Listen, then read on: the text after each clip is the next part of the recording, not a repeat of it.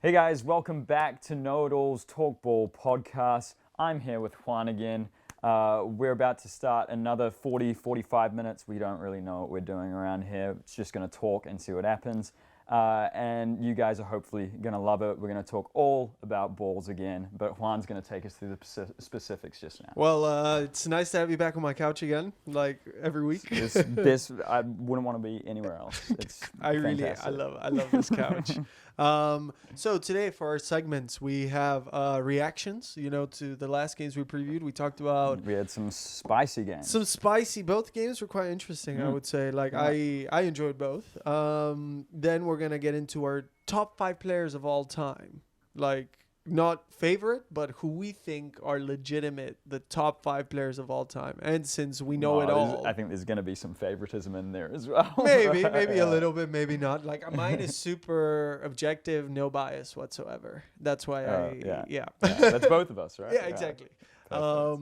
Then we're gonna get to a few previews. This weekend we have 2 huge games: Man City versus Liverpool and ElClásico. Doesn't get any bigger than that. I feel like we're saying that every week. It doesn't get any bigger than that until the next week. Seriously, it doesn't get bigger. No, it than actually El Clasico. doesn't. No. And Liverpool, Man City, we'll talk about it later. But and then maybe we'll get to a little anything but ball segment at the end. If we've We'll got see. time, If we time. might sprinkle some controversy, some great banter for you guys. Yeah, hopefully. and also some up the Netherlands hype. Congratulations, Max Verstappen.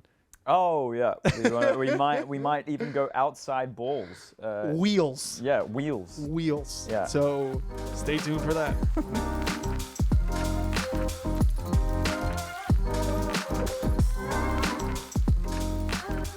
All right, so our first segment of the podcast, our reactions to 2 amazing games, I would say, 2 really Very, fun games yeah, that we had yeah. over the weekend. So let's start with a Premier League match. It's a match that we previewed, Arsenal versus Liverpool. Yeah, 3-2 to Arsenal. was a really good game. It was fun. It was really good to watch. It was a fun game to watch. What stood out to you really from that game? In terms of players. Yeah, just the game. Yeah.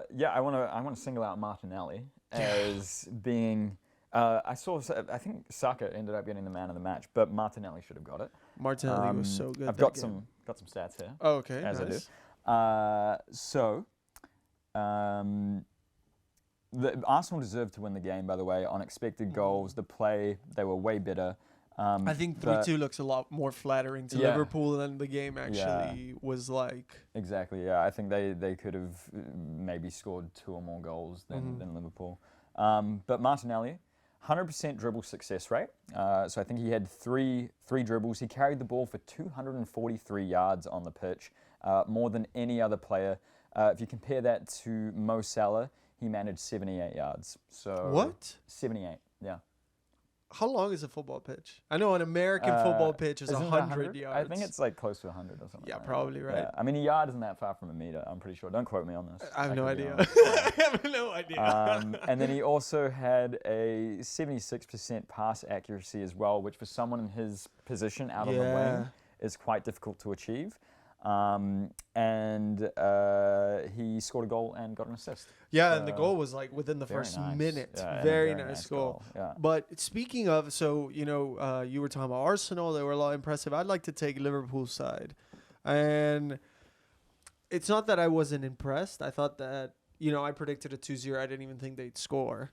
But wow, has that defense just fallen off a cliff? Yeah. Like, Van Dijk was so bad this weekend. He's a shadow of the player that he was. And I think that's also why I think Trent gets a lot of the stick for Liverpool's defending, and fair enough, because he just doesn't really look like he cares when the game's like his body language is so off.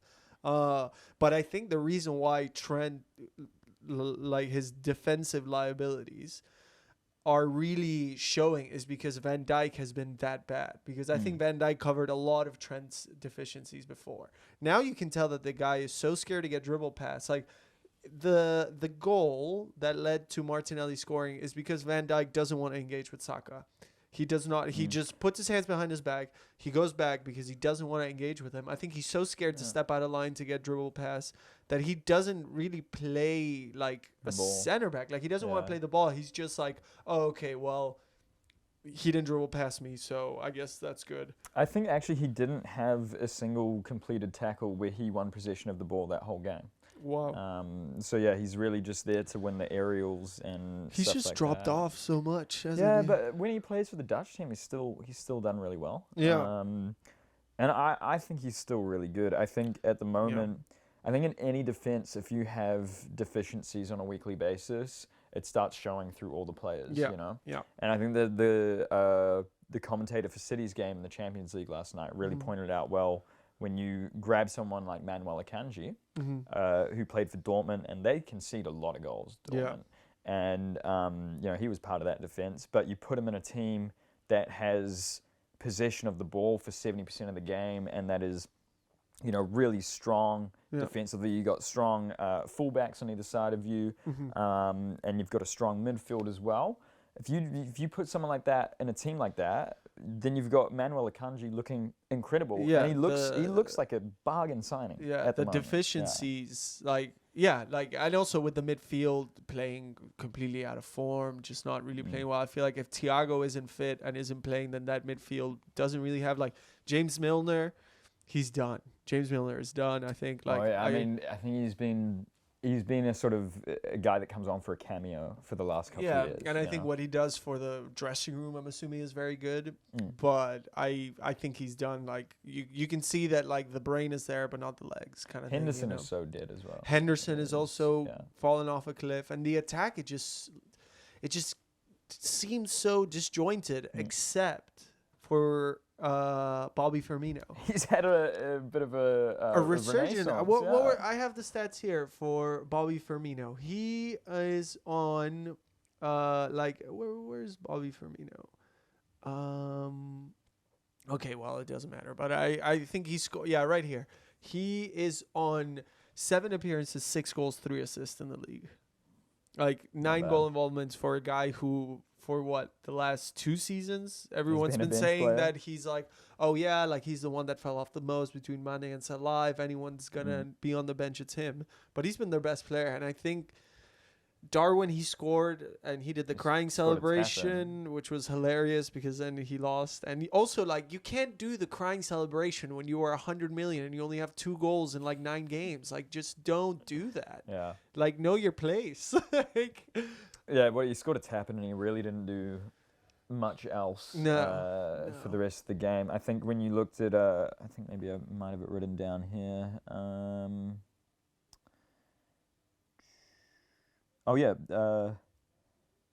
Okay, so Darwin Núñez for Liverpool.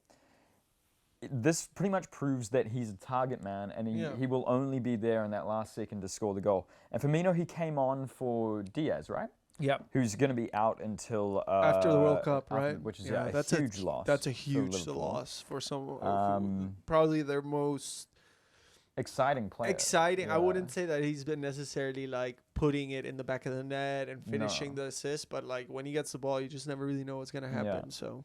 But so Darwin Núñez for Liverpool.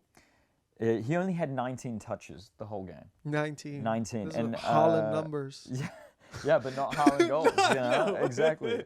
And of those, 12 were in the final third, 6 were in the middle, and 1 was in the opposition third. And then you compare that to Firmino, who had 30, who came on at the half.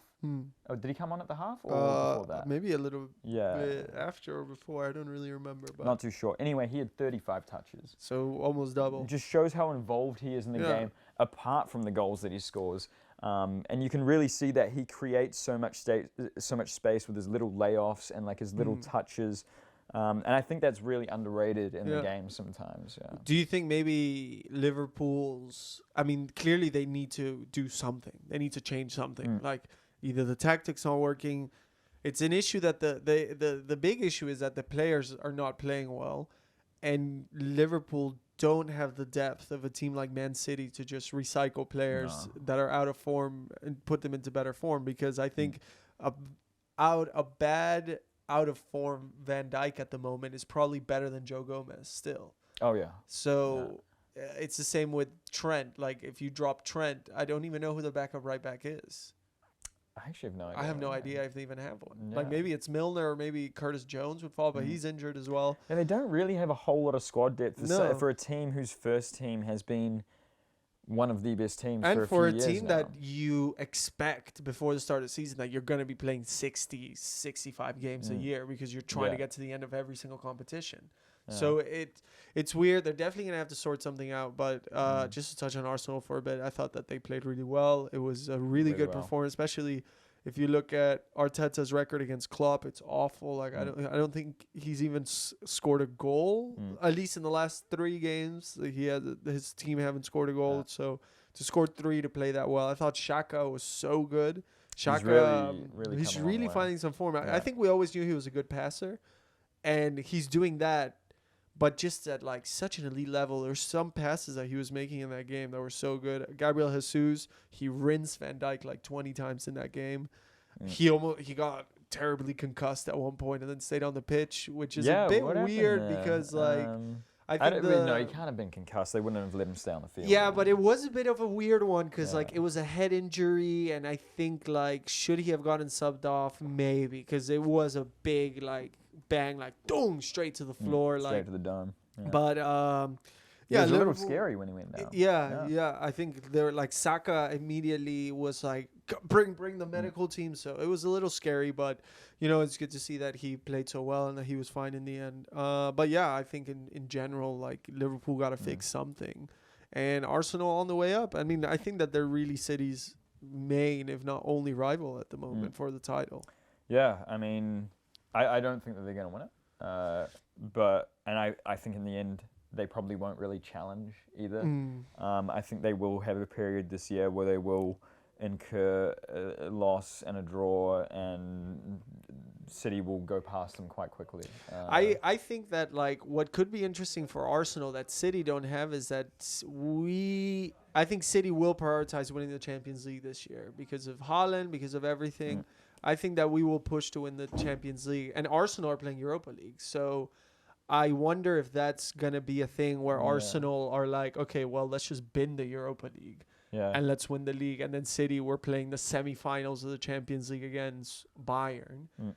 And we have to rotate a team for the Premier League and so on. Like, I think that's when it's going to... If Arsenal can keep this level up until that late of a stage of European football, then it could become interesting. Yeah. But they can have the dip in form in, like, January or something. Well, I think this month here, these next 2 months are going to be crucial because you've just got so many games. So many games. And so the if they World can Cup. hold it together here, who knows? Maybe City will falter because they've got a lot of games as well. Yeah. And we also have a lot of... Well, Arsenal does as well, but both squads have a lot of players going to the World Cup.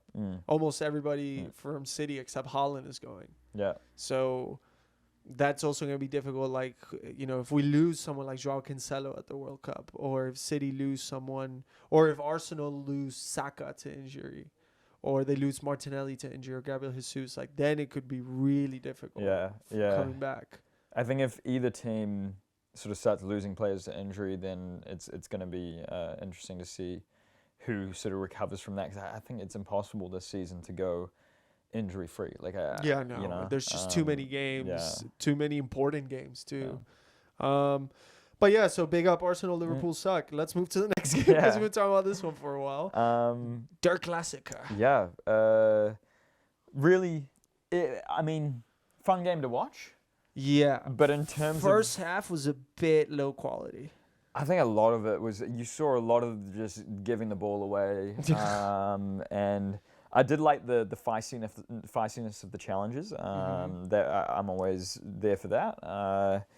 But yeah, there was a lot of sort of hurdling the ball down the field, and then Marlon making runs. Wasteful. I mean, good because he's pressing. But he's running, he had a lot of space, wasteful. and he should have done more with it. Yeah, he's wasteful up top. I've got the stats here for Marlon's running exploits in that game. So he had no successful dribbles of the 3 that he attempted. But he did carry the ball 129 yards, but every time the defender had the ball at the end of that, So I mean, running's all good, but you got to have do have a something purpose. with Yeah, it. You got to have Yeah. you put in a cross. That's Yeah. the minimum that you can do if you have space on the wing and you manage to get a space on your man. Whip a ball across Do or something. just find something. Do something. But he couldn't do that. So for me, if he wants to play for the Dutch team in the World Cup, he really needs to improve. Oh, that's a really. I don't even know if he'd go. I wonder if he was at he the would last. go. Was he at the last squad? I don't know. I think so. I think he would yeah. go, but he wouldn't start because I think you got Depay. Yeah, probably starting at Bergwijn striker, would yeah. maybe start as well.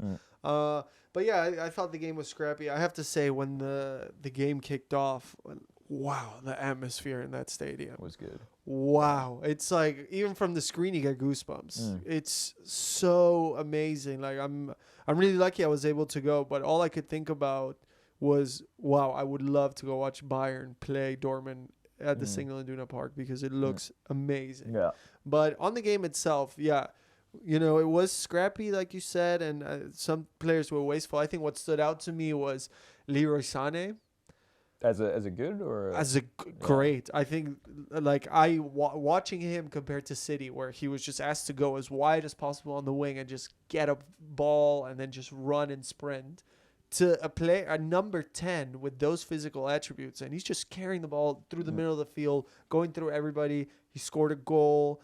Musiala 2 assists. Like Musiala and Sané, those two, when they play this good, it's so hard to see Bayern lose. Like their transition football from defense to attack is so fast. They had fast. They had a couple of opportunities to get through on goal and make counterattacks work, but they didn't. You know, opportunities where Salah, I remember one quite vividly where Salah was, you know, he was flying. Sané, right? Oh yeah, Sané. Oh, yeah, okay. That is a mistake. Yeah, he's just flying down the wing pretty much, and he's in behind. But whoever played the ball just played it way too hard, and the chance was gone. But yeah, they can get a jump on you, and you saw it in the Barca game as well. Yeah.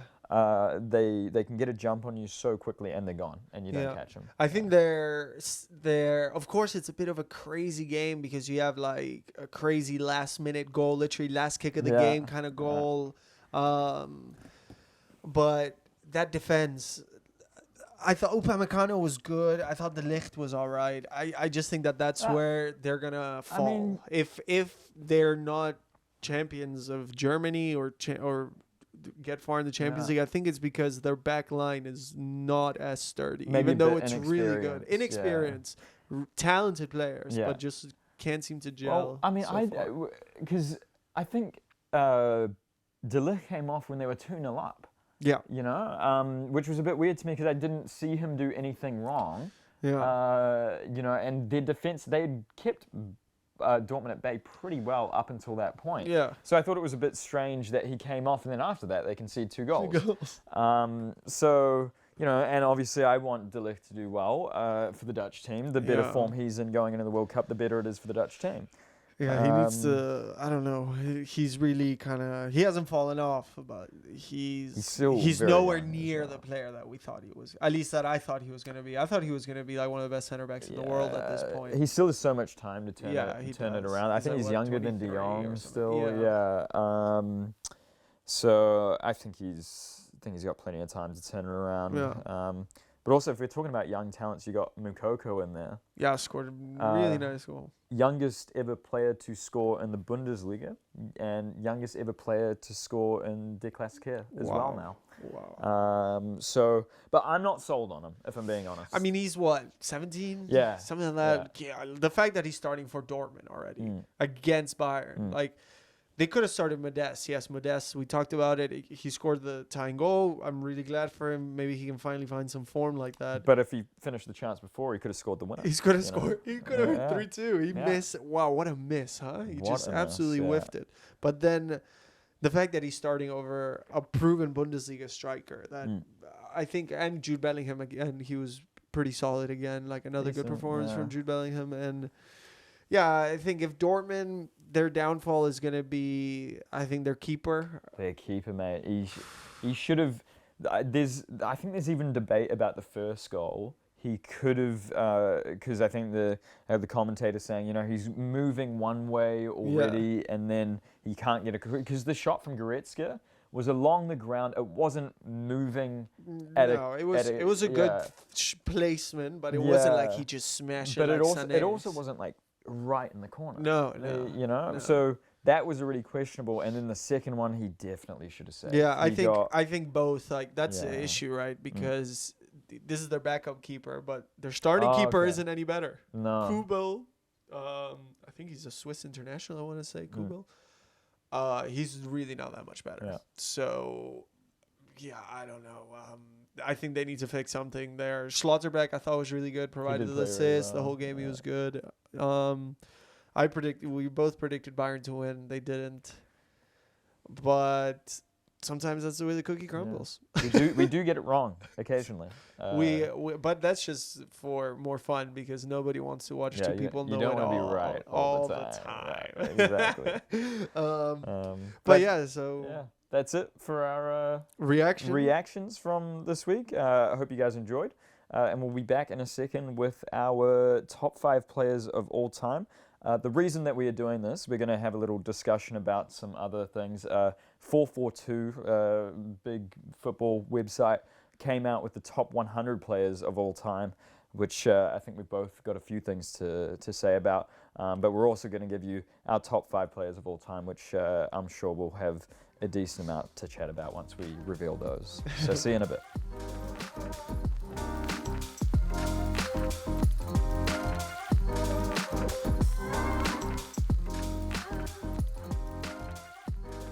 All right, guys, welcome back. And as promised, we're going to have our top 5 players of all time. I'm sure if you watch this, you will have your own opinion of who the top 5 players of all time. None of us have it'll be wrong because my list is impeccable. Everyone thinks their list is right. So we're going to reveal ours. Shall we each do, let's say, you say your number 5, I'll say my number 5. I think I like it like that. And we'll work down to number 1. That. So should I start or you want to start? You start us off. Okay, so for number 5, I'm going Ronaldo. The OG Ronaldo. Brazilian Ronaldo. Yeah. Okay. What was it? Fenomeno. The phenomenon. Whatever you say. Let me tell you something about injuries ruined his career, right? Injuries ruined his career. But at his peak, in my opinion, there has never been a better striker ever. Did I watch Ronaldo when he was at his peak? No, I wasn't even alive. But when you watch the highlight videos, you watch full games of original Ronaldo. Wow, he was so good at football. The way that the step overs, the goals, like he broke the transfer record twice, and he was 21 the second time. Like they signed him from PSV to Barcelona, broke the record. Then from Barcelona to Inter, broke the record. He was 21, youngest ever Ballon d'Or winner. He played in 3 straight World Cup finals. Well, actually not. 94 he didn't play. He was in the squad. They won that one. 98 he was the best player in the world around that time.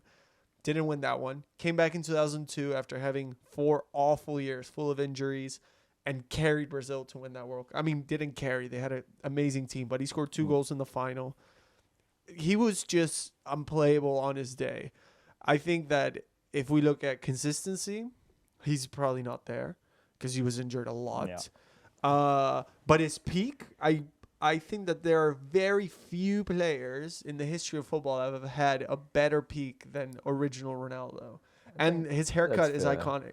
He's got the most iconic trim in the history of football. Yeah.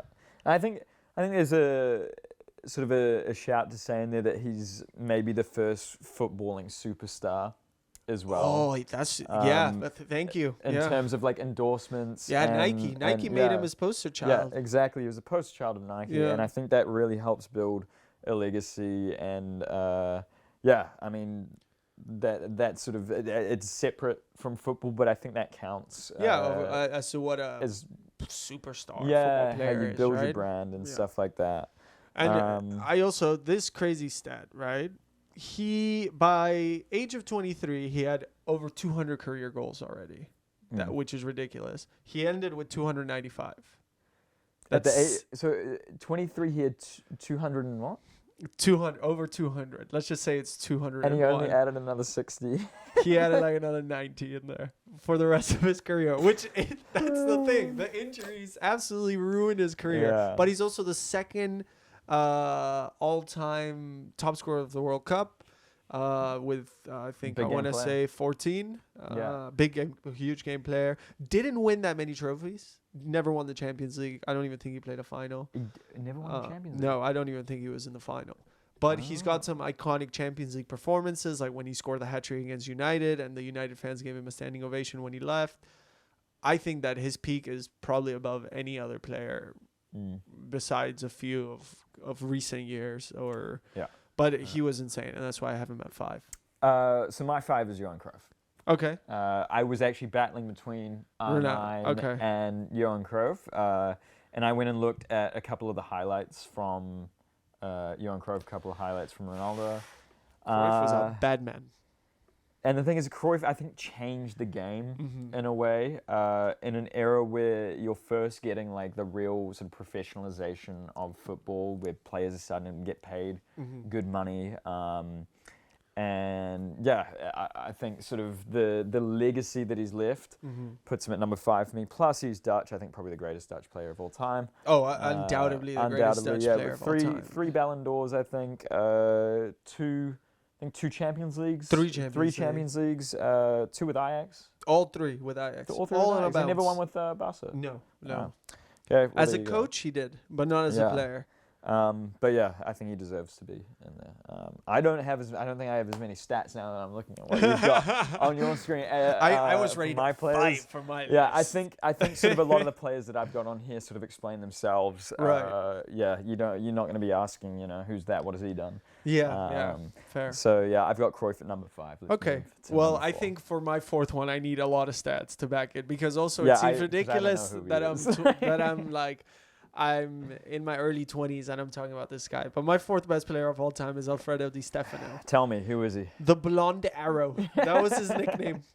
So, Argentinian player, played football in the 40s, 30s, 40s, 50s. He played football. Ah, he had a long career, huh? 30s, 40s, 50s. Yeah, he played through the whole time. There was a war. He didn't play Yeah. But he's won league titles in Argentina. He also comes from the River Plate Academy, so maybe there's a little bit of bias. Little bit of bias, but whatever. He won league titles in Colombia. Then he went to Real Madrid. He became really the first Galactico in the history of football. Wow. He was... I mean, it sounds bad, but he was like Francisco Franco, the dictator at the time. He was like his poster child was Di Stefano because he's like, this guy's gonna win Madrid everything, and that's exactly what he did. They won 5 Champions Leagues in a row. He scored 5 Champions League European Cup finals in a row. He scored in all of them. He has tied for the most goals at Champions League European Cup finals with Puskás. He was the first real number 10 in the sense that he scored so many goals, but he also could create so much. Like, he was such a creative player. And assist stats they don't have, but goals he scored so many. I forgot how many, but he definitely scored a lot. He won 2 Ballon d'Ors. He won La Liga a lot of times. Like, he was just so good, and he was the top goal scorer of Real Madrid, top goal scorer of the European Cup, and top goal scorer not for Argentina, because he barely played for Argentina because he is Spanish. He switches nationality, so there's no bias. No bias whatsoever. But I think he's number 4 just because of his impact, how good he was, how good people say he was. Pele named him the greatest player of all time. And why since when do we listen to Pele though? Well, he's not even on top 5. Spoilers. Exactly. So. I have Maradona at number 4. At 4? That's mad. At 4. Okay. Yeah, I think Okay. I think Maradona, obviously a great player. He's done some little bit of a cokehead. Great player. Bit of a drug addict. He's a slight drug problem. But yeah, I think his play sort of speaks for itself. When you look at the highlights, when you look at the way he plays, it's, when people talk about Messi and the way he dribbles, it's very similar to the way Maradona is on the ball, though the comparisons between those two, you could go on all day. Yeah. But has he won 1 World Cup or 2? One. One. He Yeah. should have been in the squad in '78, but Mm. the coach didn't want to call him up, and Maradona was super pissed about that. But he technically should Yeah. have two, but he's got one. Yeah. And then, won the league title with Napoli. Their first and ever. then, yeah, I think just, you only have to look at the guy's highlight reels to know that he's one of the greatest of all time. I don't even think you need to look at his highlight reels. You can watch that training video with that time like na na Yeah, na yeah. na na, and he's just He's just dribbling the juggling ball. and- Yeah, with yeah. his shoelaces untied. And he just Mm. got the ball in his head. Wow, Yeah. magic. Yeah, exactly. Number 4 though, interesting. Yeah, well, we'll see who I've got up there. Okay. Okay. Who you Well, got? at number 3, I have your number 5. Actually, I've gone with Johan Interesting. Cruyff. Okay. I'm And not I mad think about it's that. Yeah. very similar. Yes, the Ballon d'Ors, everything. But I think my reasoning was similar to yours in that without Johan Cruyff, there's no Barcelona. Mm. There's no total football. Mm. And this isn't even like the coaching aspect. As a player, like Johan Cruyff was the player to implement total football on the pitch. Yes, of course, he brought it with himself as a coach to Barcelona, Ajax. But without him, there's no Pep Guardiola. Without him, No. there's no Spain 2008 to 2012. There's no Barcelona sextuplet winners. Without Cruyff, football as we know it is nowhere near the level of development. And also, he was just like, I mean, he was a crazy guy. Like, but he smoked at halftime, which is super sick. like he just smoked halftime Live of the for world. that shit. Like halftime of the World Cup final, and he's smoking a cigarette before going Oh, back on. halftime in the World Cup final. Well, maybe that's why we fucking lost. Maybe it has something to do with it. He came back on. I'm a little puff, boys. Sorry, I was went off for a smoke break. He was like, He's like, sub. I gotta get it.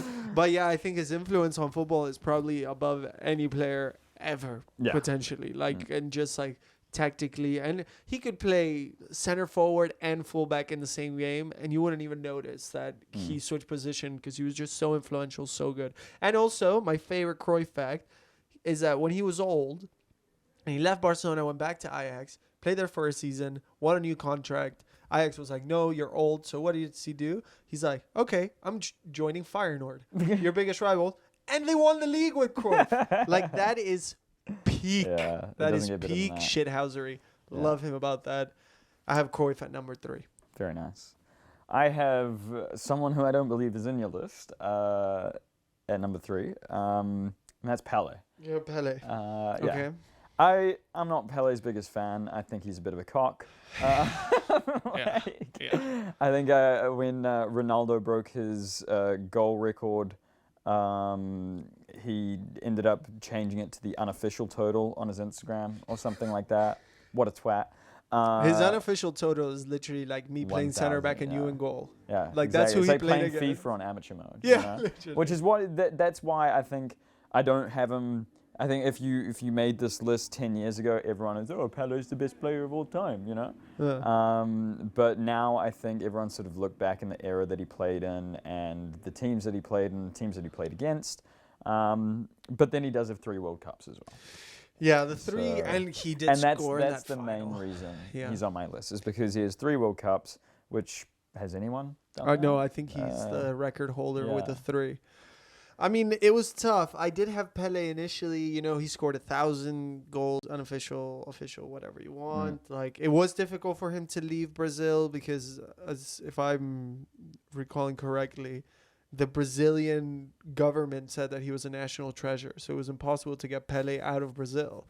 And I mean, like, I respect anyone that puts Pele in their top 5. I'm not saying that I don't have Pele in my top 10 because he's definitely there. But I don't know. I can't use the argument of I haven't seen enough of him because I have Di Stefano. But I don't know. I just think that a lot of his stats are very inflated. I think some of the World Cup, I think, if I'm not wrong, one of the World Cups he won, he was basically injured the whole time. And the other one, he was super old. So it's a bit like of an iffy. It's like, it's not the same, but it's like saying Asensio is one of the best players. Nacho Fernandez, one of the best defenders of all time because he has 5 Champions Leagues. Like, that's not true. What are you talking about? He is. So that's kind of my counter argument. I got for Nacho Pele. at number 1. 1A Nacho, 1B is Carvajal. Yeah. But let's move on to number 2. Okay, so my number 2 is Diego Maradona. Expected. Yeah, I mean, he is the best. He's Argentina's icon. Like, we have Maradona. No, we have Messi, but we have Maradona. Maradona means everything to Argentina because of, being poor, coming up, like the way that he behaved, the way that now I'm making it seem like every Argentinian is a crackhead, but like, but the way that he was, He's a real role model to the kids. Yeah, he was just giving back to the community. Yeah. He was just a great guy. No, but just the impact that he made on football. In my opinion, there's no better. I watched a documentary after he passed away on the 1986 World Cup. Narrated by Michael Caine. I recommend it to anyone to watch that. It's an amazing documentary on the 1986 World Cup. No player has ever taken over a tournament like Maradona has in that World Cup. And the fact that he scored 2 of the most iconic goals in the history of football in the same game, he scored the hand of God, and then he turned around and scored the greatest goal of all time. So he's a fraud. He shouldn't have won the World Cup. We shouldn't have won. Maybe not. But he was just so good, so influential. He broke the transfer record twice. Never won the Ballon d'Or because they used to give it to only European players, but that's a joke. Like, wait, only European players? I thought it was anyone that played in Europe. Or was it? Well, because if it was like that, then he was absolutely robbed in 86. So they were just a little racist about it. Maybe they were. Because nice. I think in 86, don't quote me, but if you go back, a Soviet Union player won it, playing for like Dynamo Moscow or something like that. You can't tell me that guy had a better year than Maradona winning the league with Napoli and then the first ever league title for Napoli and then winning the World Cup basically by himself. There's no way. So I think that also I remember when he died, it was quite late here in the Netherlands. I called my dad. It was like 4 a.m. in Hong Kong. And I tell him, he's like, what's going on? He's freaking out. Like, why am I calling you? You calling me? I'm like, Maradona died. We just sat there for an hour talking about Maradona because the impact he's made on Argentina is beyond anything any other player could say. And I think that just watching him he was so good at football. I love watching Maradona highlights. Do you want me to get a pack of tissues? Yeah, I feel like I'm about. It's the cider. It's coming. It's like I'm trying not to burp into the mic, but I feel like I gotta hold it. So that's to me, he's the second best player of all time. I think he's he's really like 1B to my 1A. I would say. I think it's hard to argue. Like I said, it's I feel like a lot of the players that you put in your top 5, you don't really need to justify. It's more like an opinion sort of thing. And I'm not going to sit here and say that. Mine's right. It's an opinion, but mine's right and yours wrong. All right, so my number 2 leading into this. An absolute travesty because I know he's not on your list as top 5 is Cristiano Ronaldo. Okay. And the reason he's at number 2 and Maradona and Pele and Cruyff and whoever you want to put up there isn't. Zidane? Huh? Zidane? The reason he's in here is because Leo and Cristiano. Yeah. They're different gravy. They're nothing. They're nothing compared. They're so much better than everything, in my opinion, everything that has come before them. And I think that's why I put Cristiano at number 2. And you can probably guess who both of our number 1s are at this point. Yeah, I mean, just to touch on Ronaldo, like I think he's in my top 10. He's definitely my top 10. I don't know why I don't have him top 5 if I'm honest. Maybe because I just see him as like a glorified goal scorer and nothing else really. But that's what he's best at. So why shouldn't I put him in the top 5? How many Ballon d'Ors has he got? 5? He's on 5. Yeah. He's on 5. 5 Champions Leagues. 5. I think Euro. You could argue that. Okay, so we both have Messi at 1. Yeah. We both have Messi at 1. You could definitely argue that Ronaldo's career is better than Messi's. In terms of accolades, yes. And In terms like of, that. I mean, okay, Messi has more Ballon d'Ors and stuff, so I guess individual not, but career-wise, like I would much rather win 5 Champions Leagues and a Euros than win 10 La Liga titles that Messi has. Like, I would definitely prefer. But then career. I think everyone can look at the way that Messi plays, and also stats-wise as well. Yeah, if you look at stats-wise, Messi does win there as well in terms of. Not goals yet, but I think he will He's only Probably. 9 goals behind Ronaldo. There you go. He's gonna For club career. Yeah. International, I think that pushes Ronaldo to Yeah. another maybe, I want to say 30, 40 above Messi. But club-wise, like, there's been such a big deal about, Ronaldo's first player, 700 club goals. It's like Messi needs 9 more, and he played 130 less And games. I think Messi is how many assists? Is Probably ungodly- 100 or 200 mate, more than Yeah, Ronaldo, yeah, I yeah. would say. So yeah, I think Ronaldo is the number 2 player of all time. I think it's hard to argue against that because he's so good. The longevity, that's what sets Messi and Ronaldo apart from everyone that's come before, is the longevity of these guys. And I think that's something that you only see in sport quite recently. Like you've got the LeBrons, you've got the Tom Brady. Roger Federers, Tom Brady, Yeah. players that can do this, keep at such a high level for so long. I mean, that's you got know? to do something with just the development of sports, Yeah, just right? sports and sports science. yeah, and, like- you know, they'll have a nutrition. I mean, you look at the way Ronaldo treats his body, right? He's mental. Like he's so focused on. I think if I took 5% of the dedication Ronaldo takes into his body, I would be I'd be ripped. jacked. Yeah, I would look like a I'd show up bodybuilder. tomorrow with a 6-pack, like, you know. So yeah, I think that's what sets them two apart from everyone else is their longevity. They've been around for so long. So long. But also, if you think about it as well, for me, if Messi wasn't there wouldn't be an argument. It would be Cristiano Ronaldo is the god. Like Yeah. you would be bowing down to Cristiano, like, you know. Yeah, he'd probably have 10 He'd Ballon d'Ors? probably have all the La Liga titles that That he couldn't win. that were Messi's. Yeah. But I think we've both touched a little bit on our 1 and 2 there. Yeah, But so- do you want to say something more about Messi? I mean, it's just the greast of all time. Yeah, isn't he? I think it's hard He's to the GOAT. argue I mean, that, it's hard to argue not only the statistics, the career, the moments, the free kicks, the penalties, the assists. Like, Well, actually, I'd say penalties he's not very good at, but no, but I'd say moments. I'd say he's lacking more than Ronaldo. Yeah, I mean, he had his moments, but the thing that also why I like Ronaldo quite a bit is because he was for like 3 or 4 years in the Champions League, he was so clutch. Insane. And he was just like, he's like, oh, it's Champions League tonight? Oh, let me just score a bicycle Do kick, you score a hat trick. remember Like, that game? I don't remember what year it was, but I remember Wolfsburg. They still had Draxler. Maybe they might have. Yeah. No, not De Bruyne. I think he was gone. But I think they they had a beat pretty. them like 3-1 in the They first beat them leg or 2-0 something. Yeah. in Germany, Wolfsburg, and Ronaldo scored a hat trick Yeah. to turn it around, and he scored a free kick to finish it. Yeah. Also, the game against Spain was insane. The hat trick he scored against Yeah. Spain, so beautiful. good.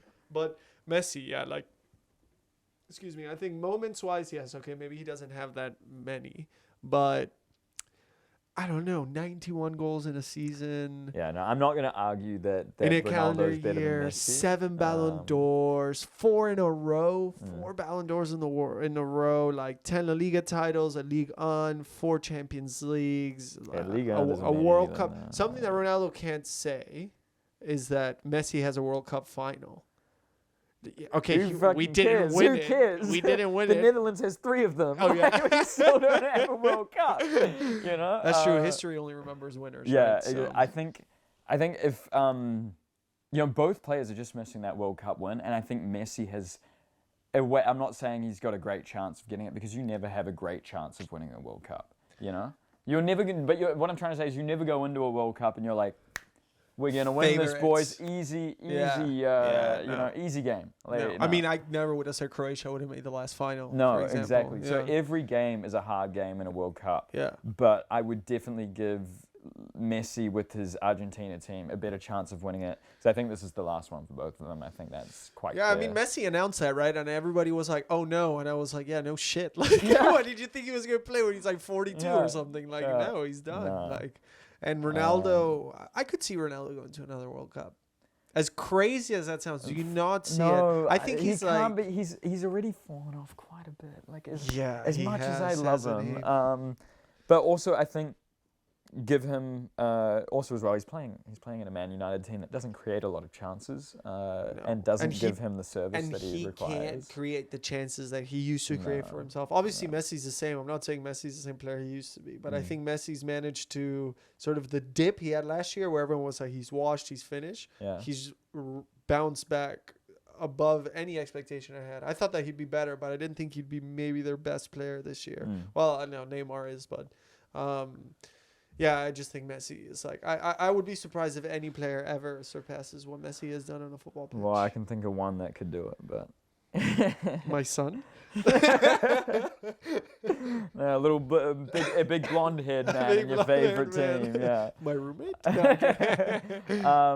But I want to. We've already talked for way too long on this segment already, but I want to touch on the list by 442 because there are a couple of players that are missing, and I want to compare them to someone that has been included in that list. So at number 79 in the list, you've got Dani Alves. Fine, he's a very good player. I think he personally deserves that spot. Like, I don't think it's that controversial that Dani Alves finds himself there. I'm saying you could put him in your top 100 players. Yeah. That's fine. But you can't put him in your top 100 players if you leave the players that I've got here out of the list, which have been left out. So I think I've got 6 players here. Ian Robin. Yeah, he definitely deserves to be on the list. Yeah. Carlos Puyol. I can't believe that he wasn't on the list. He's pretty much played in the same Barcelona team as Dani Alves as well. And I think he won.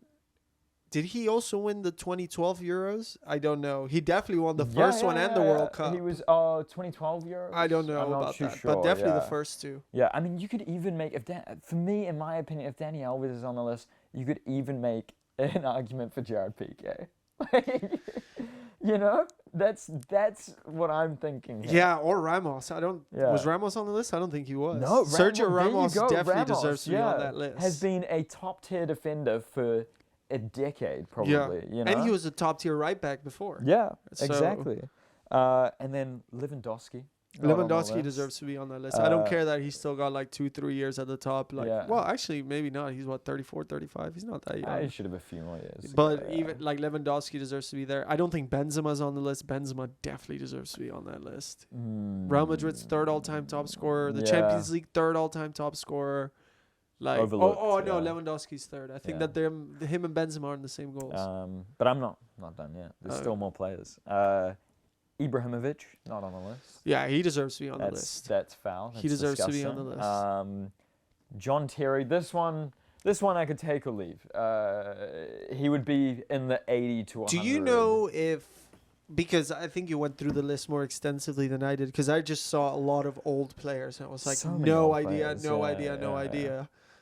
Do you know if Rio Ferdinand's on the list? No. And do you know if Nemanja Vidic is on the list? No, he wasn't on the list either. Robberies. Those two deserve to be on a top 100 best centre-back partnership for years in the maybe Prem. ever in the Premier League. Like they were, you couldn't get past them. Yeah. I definitely have them over Van der Sar. I just read your notes. Van der Sar should be in there as well. Like. I don't know about Van der Sar. But I've just noticed as well, I've got another quote there from Johan Cruyff. Apparently this is what he said about playing in Spain. So apparently he goes, in Spain, all 22 players make the sign of the cross before a game. If it worked, every game in football would end in a draw. See, just the best shithouser ever. So I thought that was pretty funny. But yeah, the list on 442, go check it out. I think a lot of it's a travesty. Probably the worst thing, you have Zidane at number 5. I think I'd put him top 10, but even then, would I have him? We talked about them last time. Would I have him over Xavi, Iniesta? I don't think so. I think those guys were better than Zidane. I talked about it last week that I think he's one of the most overrated players of all time. And this kind of proves my point. Why is he at number 5? He shouldn't be 5. Should not be at number 5. He shouldn't be 5. I reckon maybe top 20 for me. Yeah, I'd say top 15, maybe top 10, but not top 5. Yeah. Not top obviously, 5. if I made a list of top 100 players, there'd be a lot more recent than that list. There's a lot of old chaps on there. Yeah, I think that we could maybe revisit this and do like maybe top 5 favorite players. Yeah. Because then obviously that changes. Like I mean, I'd probably Messi would still be number 1, I think, but the rest would definitely not be there. Yeah. But yeah, so I think we should actually Move on. let's do that. And we'll see you in the next segment.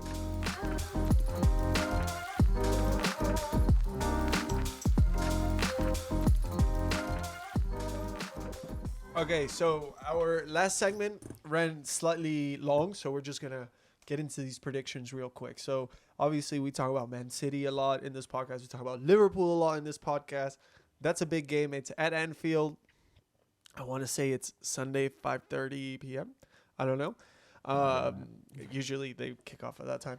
But I'm gonna, who's it gonna come down to really? The guys we always talk about: Big Erling Haaland, Virgil. Can you keep him? Foden, Van Dijk, Salah. Alexander Can he find Arnold. some form? Is Yeah. Firmino starting? Is Nunez starting? They did play in the League Cup. Liverpool won 3-2. Although, Wait, when was that? not the League Cup, sorry, the Community Shield. Oh, right, yeah. At the start of the season. Haaland, of course, that was his first official game. He had a couple blunders, but there's no way that's going to happen this time. I think we're going to win 3-0. Whew. At Anfield, that would be disastrous for Liverpool. I mean, we've beaten Liverpool at Anfield before. It's just that Van Dijk but doesn't you start. haven't beaten them 3-0 before. You know. We beat them 4-0 once, but Really? at the Etihad. Okay. You know what? I think Liverpool is gonna pull something out of the hat. They have to. That's the thing. They have to. It's really do or die now, and I Yeah. think it's either gonna go one of two ways. Either Man City is gonna do what you've just said, and they're gonna absolutely trounce Liverpool, and it's gonna end 3-0. But I am gonna go for the other possibility, and that's a draw. I reckon 2-2 draw. It's gonna be spicy. It's gonna be intense. Liverpool's going to play. I'm really going seeing into the future here. Liverpool's going to play some of their best football of the season. They always seem to bring it against City, I feel. But City always seems to bring it against them as well. But We just bring it. I'm going to go 2-2 draw. 2-2 draw. Yeah.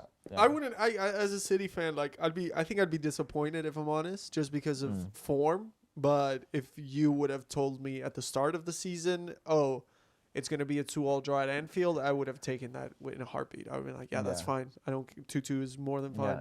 Yeah. Hopefully big up the citizens. I hope we win and we just continue chasing Arsenal. Yeah. ElClásico. The big boy. The big one. The biggest game of the year every year. Although I don't really like watching it, if I'm honest. I always find it a bit dull. Yeah. It finds ElClásico dull. A little bit, yeah. How? I don't know. I just don't really like either team, so I I watch it because it's ElClásico, but I don't really like Barcelona. I do love watching ElClásico. I have watched a few Barcelona games this year. They've been one of my favorite teams to actually tune in and watch. Yeah, they're fun, right? Yeah, really good watch. I went through a couple of their stats coming up to this prediction. And it's hard to point out a key player who's going to make a difference for them apart from Lewandowski because he's got 9 goals, 2 assists in La Liga, so he's very sort of strong. Yeah, he's had a very strong start to his time. No Erling Haaland start, but pretty good. But apart from that, they're a team. And the assists, the goals, apart from Lewandowski, are spread very evenly throughout the team.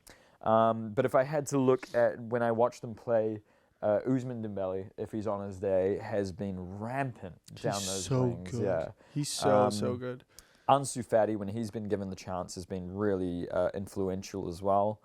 And then you've got Pedri and Gavi in the midfield. The midfield battle for this one, I think, is going to be quite interesting. Yeah, with the two Tchouaméni.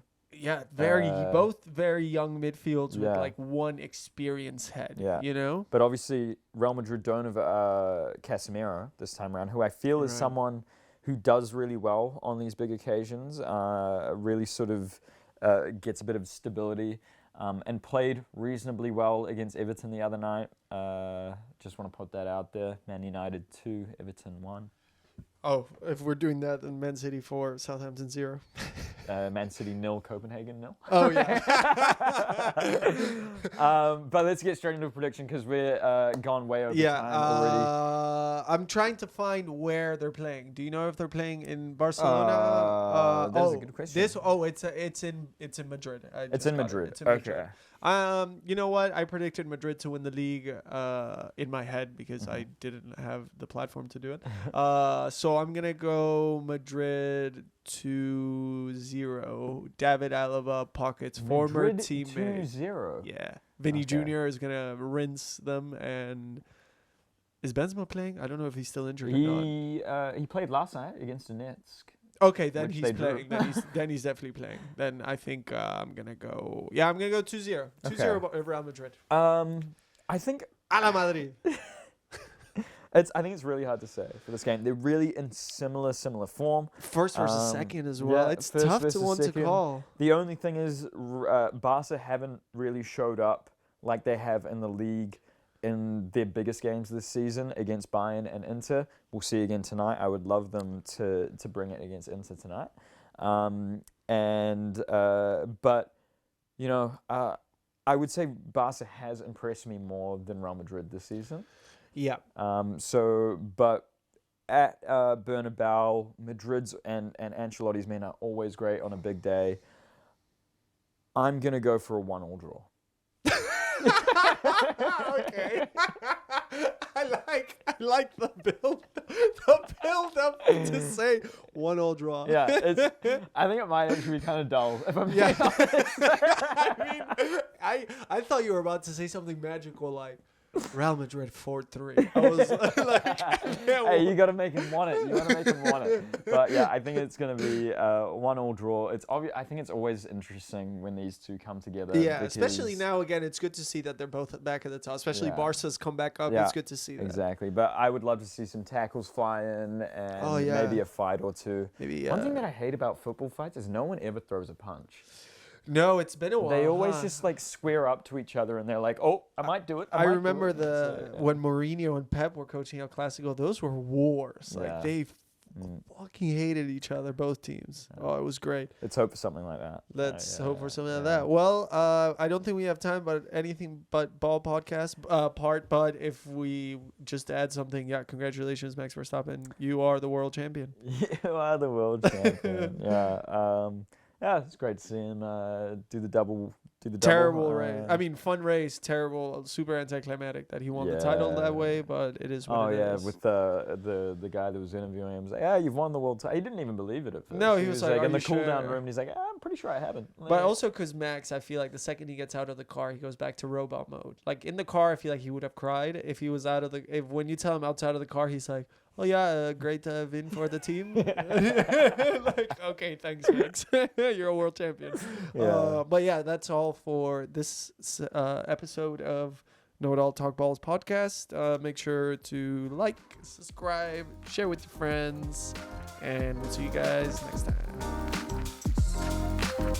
Tight.